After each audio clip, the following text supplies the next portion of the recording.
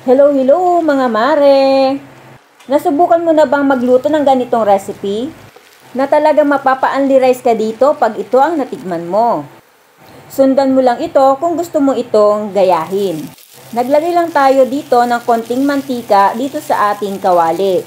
At nilagay na natin yung ating 500 grams na ating mga hipon. Nalinisan na rin natin ito at tinanggalan natin ng mga paa at yung matalim na nasa kanyang ulo. Ganon din yung bituka niya dito sa likod.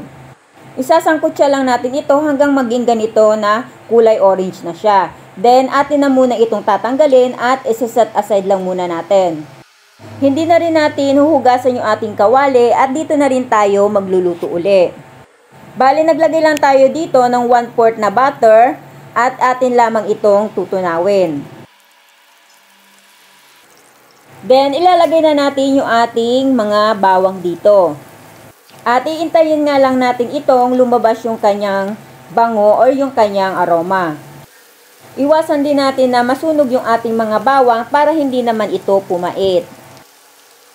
Meron tayo ditong dinurog na 3 piraso ng itlog na maalat.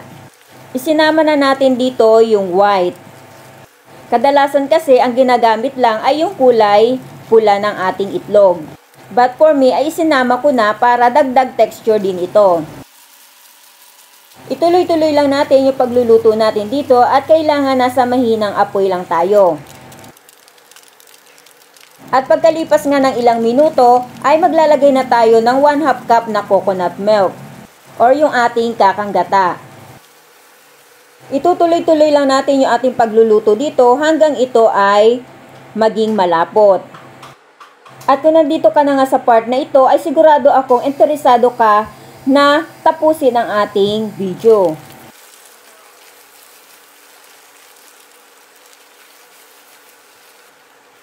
At kung ganito na nga kalapot ito, ay pwede na nating idagdag yung iba pa nating mga sangkap.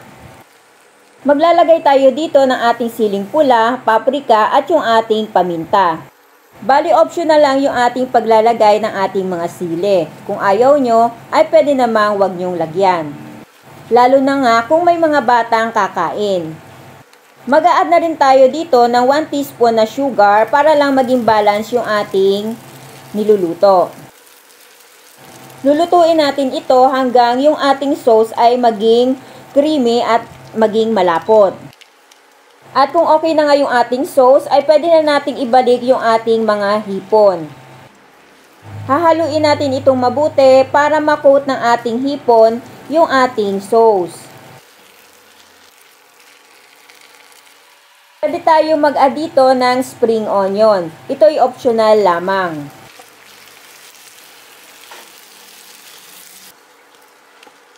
O diba, nakakatakam yung ating recipe ngayon?